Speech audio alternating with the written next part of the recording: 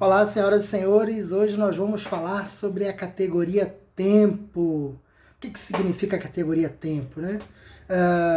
Esse é mais um vídeo da sequência de vídeos de leitura comentada do meu livro Introdução à Filosofia Clínica, que está ainda à venda no momento em que eu estou gravando esse vídeo, nas melhores livrarias do país. Para quem quiser comprar pela internet, duas sugestões, há inúmeras outras possibilidades, mas vocês encontram, em primeiro lugar, no site da própria editora Vozes, que foi quem publicou meu livro, e vocês encontram no site livrariavozes.com.br, vocês encontram também no site da Amazon, amazon.com.br, e tanto na Vozes quanto na Amazon vocês vão conseguir também uma versão digital. Então tem tanto a versão física quanto a versão digital do livro. Vocês também encontram em inúmeros outros sites, um deles que é interessante vocês encontrarem também, é o da própria Estante Virtual, né? Que é um site que reúne inúmeros sebos, né? Essas lojas de livros usados, e vocês encontram inclusive usado esse livro, ou novo também, vocês também encontram. Então, boa leitura. Vamos lá então dar continuidade à leitura. Nós hoje vamos falar sobre a categoria tempo. E antes da gente começar a ler, lembremos que eu já falei um pouco sobre o assunto imediato e o assunto último, sobre a circunstância, sobre o lugar e agora é o tempo. O tempo, na filosofia clínica, ele é compreendido a partir de duas perspectivas, né? O que a gente chama do tempo subjetivo, ou seja, o tempo das minhas experiências subjetivas, e o tempo objetivo ou convencionado, que é o tempo do relógio, o tempo do calendário, o tempo das datas festivas. Uma coisa que vale muito a pena a gente ressaltar aqui é que quando a gente fala sobre essas duas perspectivas do tempo, a gente não está dizendo que há quem viva em um ou vive em outro. A gente está tentando trazer a experiência subjetiva do tempo de quem a gente acompanha. E essa experiência subjetiva, muitas vezes, ele tem como critério a noção convencionada ou objetiva do tempo. Então, quando eu digo que as horas passaram devagar, quando eu estava vendo um vídeo chato sobre filosofia clínica, bom, essa é uma experiência subjetiva desse tempo. Ou seja, o mesmo horário que passa com os mesmos segundos, os mesmos centésimos de segundo e tudo mais, eles acabaram dando a impressão daquele que a vivenciou de que aquilo passou mais devagar do que geralmente passa. O mesmo pode ocorrer com quem fala assim: olha, o seu vídeo sobre a leitura comentada do livro foi tão boa que eu nem vi que durou, sei lá, 20 minutos, que é a média dos vídeos que eu tenho feito dessa sequência. Isso significa que o tempo passou mais rápido? Não. Significa que a experiência subjetiva do tempo que a pessoa teve foi nesse sentido, né? Além dessa referência que a pessoa vai me trazer no relato da sua história de vida ou no relato da sua semana, o tempo também nos ajuda a pensar quando a pessoa está mais voltada para o passado, mais voltada para o futuro, quando ela constrói referências daquilo que está em sua estrutura interna a partir dessa ideia do tempo. Também quando a pessoa conta a sua idade, conta esses tipos de referências temporais, né? Ou quando a pessoa diz, eu estou velho, eu estou novo, isso também pode ser uma perspectiva de uma experiência temporal. Então há inúmeros modos de eu acolher no consultório ou de eu elencar no consultório as informações que me chegam da pessoa que eu estou atendendo referentes à categoria tempo. Vamos agora à leitura do texto e, na medida em que aparecer as questões, eu vou esclarecendo. Muito bem. A categoria tempo se refere ao modo como... só lembrando que está tudo na página 48 e vai até a página 50. A categoria tempo se refere ao modo como a pessoa lida com o tempo ou vive a temporalidade. A filosofia clínica considera ou distingue basicamente duas noções de tempo: o objetivo e o subjetivo. O primeiro, ou seja, o tempo objetivo, é o ditado pelo relógio, é o convencionado, marcado pelas sucessões dos dias nos calendários, nos ciclos das estações do ano, pelas festividades e feriados, e daí por diante. O segundo, ou seja, o tempo subjetivo, é o interno. É aquele expresso pela pessoa que diz que o ano passou rápido ou devagar, de acordo com o modo como lidou com o acompanhamento do tempo. Mas o tempo abrange outras questões. Então veja, eu tenho um tempo de uma experiência de um tempo que passou rápido ou passou devagar, em relação a um tempo que a gente consegue mensurar juntos, que é, como eu disse, é o do calendário, do relógio, das datas festivas, das estações do ano e por aí vai. Mas também há outros modos de, no consultório, eu acolher algumas referências ao tempo que o meu paciente me traz, enquanto eu estou fazendo ali os exames categoriais. Continuando então, outras referências ao tempo surgem no modo de expressão das pessoas. Isso é importante. Os tempos verbais costumam ajudar. Há quem mencione no presente algo que viveu há 10 anos, o que pode sugerir que o sujeito ainda vive naquele momento de sua vida. Então, pode acontecer de no consultório a pessoa falar de algumas coisas serem relatadas como se fossem no presente, mas na verdade se refere a uma vivência do passado. Por quê? No vídeo passado eu comentei um pouco sobre espacialidade intelectiva, ou seja, para onde está voltada a minha atenção. Eu posso estar voltado para um acontecimento do passado, para uma vivência, para uma lembrança e vivenciar mentalmente aquela experiência e ignorar totalmente o meu entorno atual. Isso pode acontecer. Pode acontecer em alguns momentos, podem acontecer em muitos momentos e daí por diante, né? As possibilidades são tão variadas quanto são as pessoas. Mas o ponto aqui é perceber que às vezes eu relato alguma coisa no passado com tanta ênfase nos verbos do presente que isso pode me dar indícios de que a pessoa está muito mais com a mente naquele momento do que na vivência do agora. E em si, nada é bom ou ruim. Não significa que isso seja ruim, que a pessoa está vendo do passado, que isso é péssimo para ela, porque ela não vive o agora. Né? Esses dias eu vi um texto de uma pessoa da filosofia clínica, inclusive, dizendo, olha, é importantíssimo a gente viver o momento presente. É imprescindível. Então eu vou trazer técnicas de como viver o momento presente que são infalíveis. Olha, uma questão nesse ponto é, será que essa pessoa de fato estudou filosofia clínica? Porque se eu digo que a pessoa vive no passado ou vive no futuro, isso não é bom nem ruim. Isso depende de como é para cada pessoa em particular, né? Na sua singularidade. E técnicas infalíveis é outra coisa também absurda, porque eu só posso falar de alguma coisa que serve para todo mundo, que é infalível, quando eu tenho o critério de uma universalidade. Só que na filosofia clínica o nosso critério é a singularidade. Então não significa, ou seja, isso traz com muita clareza que nada é para todo mundo. Né? Alguma coisa vai servir para algumas pessoas e outros movimentos, outras coisas, outros procedimentos servirão para outros. Então essa ideia de que eu tenho técnicas infalíveis é uma questão bem controversa dentro do ambiente da filosofia clínica. E aqui levem sempre em conta. Eu não estou falando de outras abordagens terapêuticas, eu não estou falando de outras propostas, de outros caminhos. Eu estou falando aqui da filosofia clínica. A filosofia clínica ela parte de uma perspectiva, de um ponto de vista da singularidade. E isso é importantíssimo a gente destacar. Continuando, encontraremos os que contam os acontecimentos no futuro do pretérito como se as coisas ocorressem como hipóteses, ensaiadas mentalmente. Então é o famoso poderia, seria. Né?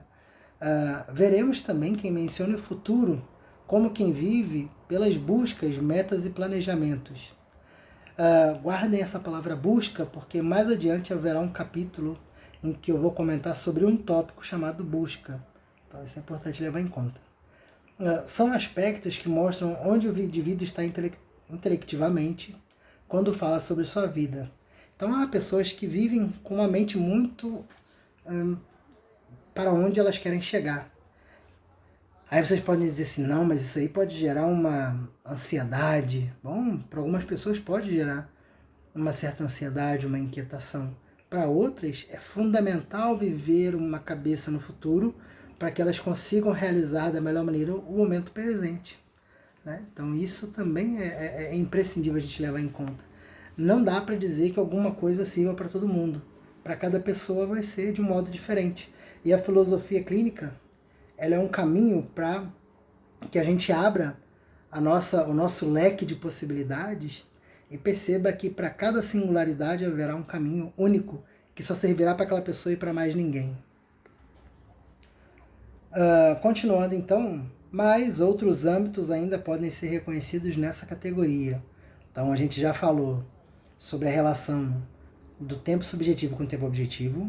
A gente já falou sobre o tempo enquanto estar voltado para o passado, vivenciando aquele passado como se fosse presente, e também voltado para o futuro, talvez até como modo de eu conseguir me motivar a viver o presente numa busca por algo que eu quero conquistar, mas também aqui eu trago outros âmbitos. Há, por exemplo, quem se expresse utilizando a voz passiva, como se ela visse, como se ela se visse como alguém que não participa ativamente de sua história. Pode haver ainda quem relate tudo na terceira pessoa, como se sequer estivesse presente na construção de sua vida. Nesses casos, já não é uma questão estritamente temporal, mas de postura ante esses momentos, todos englobados na categoria tempo. Então, assim, é possível pensar desdobramentos da categoria tempo a partir daquilo que aparece nos tempos verbais e que não necessariamente vão apontar somente para o tempo. Ou, às vezes, eles podem apontar predominantemente para outros tópicos, para outras categorias que estão englobados ali na compreensão daquela pessoa. Mas o ponto aqui é expandir, né? Expandir as possibilidades do que se pode encontrar em cada categoria, tópico, submodo, para que quando isso aparecer na fala de uma pessoa, na sua narrativa, sobre o momento presente ou sobre o passado, a gente conseguir perceber esses aspectos.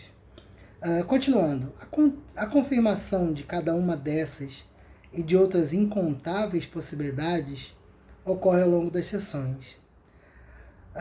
Uma coisa que é importante a gente levar em conta, primeiro, essa questão de uma abrangência de olhar. Né? Vocês veem aqui que não tem nada muito rígido nessa identificação, porque isso vai depender daquilo que vai aparecer no consultório, e cada pessoa vai trazer a sua perspectiva, a sua história, a sua vivência. E outro ponto também importantíssimo é levar em conta que nessa frase que eu estou comentando aqui, sobre a confirmação disso ocorre ao longo das sessões, é porque a gente precisa muito do que a gente chama de dado padrão, que é alguma coisa que vai se repetindo, tanto no sentido de consolidar aquela ideia, quanto de esclarecer determinadas ideias. Então eu só vou conseguir confirmar com cada vez mais proximidade com aquilo que a pessoa está me dizendo, na medida em que isso for se repetindo ao longo das sessões. Não necessariamente no mesmo contexto, sobre os mesmos aspectos, mas a partir até de outros contextos. Continuando. Conforme é constatado até aqui, não se pode afirmar nada a não ser uma exemplificação hipotética de possibilidades. Ou seja, não tem uma noção prévia, não tem um caminho para eu construir um diagnóstico. Não há possibilidade de diagnósticos na filosofia clínica. O que há é todo um ferramental, todo um método que me ajuda a compreender como cada pessoa vai lidar com a sua experiência subjetiva. Isso é importantíssimo levarmos em conta. A prática clínica surpreende até o mais versado em elencar hipóteses, o que vai ditar qual é o caso que se está acompanhando é o próprio partilhante. Há um tempo atrás eu vi um leitor muito voraz comentar uma coisa que me chamou a atenção porque exatamente eu tinha ouvido o contrário. Até então, o que a gente costuma ouvir é que quando a gente lê a literatura, a gente consegue ter uma gama de possibilidades de modo de ser e de agir e de ver a realidade muito grande, né? A gente expande o nosso horizonte de percepção do mundo a partir da literatura, né? Das obras literárias. Mas eu vi um leitor voraz comentar uma coisa muito interessante. Ele dizia que não havia nenhuma obra literária que fosse capaz de esgotar um acontecimento da vida, no sentido de que a história seria mais ampla e mais complexa do que o que qualquer literatura pudesse trazer. Eu ainda não cheguei à minha conclusão sobre quais perspectivas estariam certas. Fato é que, como eu disse aqui sobre surpreender, né, sobre a prática clínica surpreende até o mais versado em elencar hipóteses, com isso eu quero dizer que eu acho que vale a pena um filósofo clínico ler com alguma frequência obras de literatura, porque abrange os horizontes, mas que também o filósofo clínico fique atento, porque a prática e a vivência singular de cada pessoa, de fato, é uma riqueza de hipóteses que às vezes a gente não consegue encontrar nem na mais elaborada literatura, porque são singulares, são únicas. Então as vivências são muito interessantes, sabe?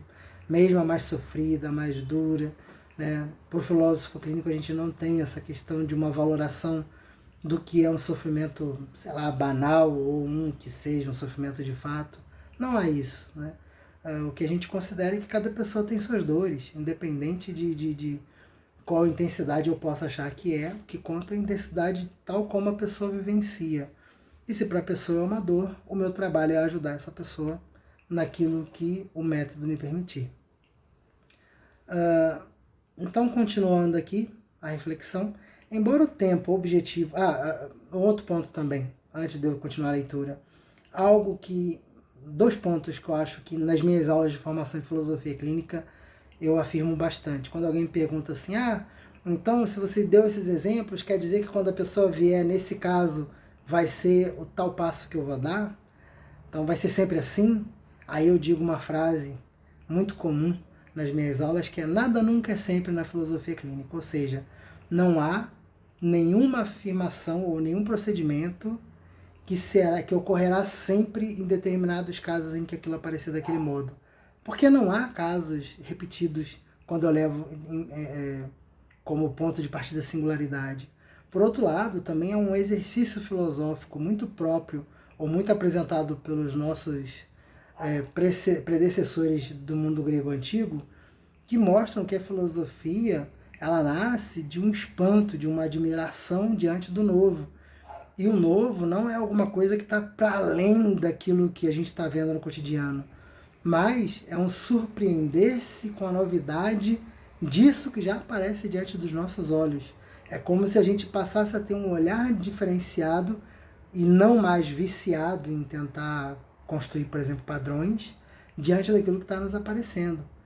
Porque se vocês levarem em conta, vocês podem dizer que toda planta que é regada, por exemplo, e que recebe sol, ela vai crescer. Bom, se eu olhar para uma horta e falar assim, as plantas estão crescendo, eu estou com um olhar universal, né? Um olhar amplo falando sobre todas. Mas se eu olhar cada planta crescendo em sua particularidade, em sua singularidade, eu vou perceber que as plantas não vão crescer sempre do mesmo jeito, ou com as folhas para os mesmos lados, ou com um modo de crescer específico, ou com algum inseto que possa invadir, às vezes querer comer a planta, ou, sei lá, fazer sua morada naquela plantinha. Então há uma série de variações quando eu olho uma horta. Vocês imaginem se numa planta cuja complexidade se encontra na biologia dela, você imagina na mente humana, que por seu caráter de abstração, ele acaba sendo riquíssimo e complexíssimo, se é possível usar essa palavra, né? Para a gente entender cada pessoa. Então a gente precisa ter um olhar não viciado, como a gente olharia as plantas, e tentar não ver o ser humano como um ser humano em geral é assim, mas tentar ver como é que aquele ser humano que eu estou atendendo naquele momento, ele vai se mostrar para mim. E nesse momento, vocês vão de fato ter um espanto, uma admiração, no sentido grego, de conseguir ver o novo que se apresenta o tempo todo. O Hélio Strasburger usa muito o termo inédito, os inéditos que aparecem no consultório nas sessões. Continuando. Embora o tempo objetivo seja um parâmetro convencionado e por isso sirva de base para as decisões e planejamentos na sociedade, não significa que todo indivíduo tenha o mesmo tipo de relação com ele. Ou seja, a gente tem o tempo do calendário, o tempo até do horário de trabalho. Vocês já imaginaram o quanto que para algumas pessoas aquele tempo de trabalho de 8 horas diárias, por exemplo, para algumas pessoas é muito tranquilo e para outras que às vezes fazem a mesma função já é muito desgastante na metade do dia? Significa que aquela pessoa que fica mais tempo tem mais disposição, se dedica mais? Não necessariamente. Pode ser justamente porque a vivência do tempo de cada pessoa, ela, se a gente fosse considerar a singularidade na sociedade, ela iria requerer também uma certa adaptação a cada modo das pessoas se desenvolverem. E talvez, se alguns ambientes de trabalho fossem capazes de se adaptar a essa experiência temporal e subjetiva de cada pessoa, é provável que talvez até algumas empresas conseguissem crescer mais, porque as pessoas conseguiriam se doar mais, se concentrar mais, se dedicar mais, ser mais produtivas, se tivessem um horário de acordo com a sua própria estrutura interna. Mas isso é papo, ou é uma questão que eu não posso resolver aqui. Continuando, é por isso que o filósofo deve considerar o tempo subjetivo. O tempo, segundo cada pessoa, é aquele que leva alguém a dizer que passou rápido ou devagar a partir de parâmetros subjetivos. O relógio continua a marcar as mesmas horas, minutos e segundos. Porém, a impressão de cada sujeito pode variar continuamente. Então há inúmeras possibilidades de variação. O tempo passou rápido, o tempo passou devagar. Nossa, o tempo não passa. Chega dezembro, 25 de dezembro, mas não dá 6 horas no horário de trabalho. E as variáveis desse tipo de possibilidade são tantas quanto são as pessoas. Os tempos e momentos e modos verbais são levados em conta nos exames categoriais. Portanto, a categoria tempo revela o que o simples olhar para o calendário não é capaz de revelar.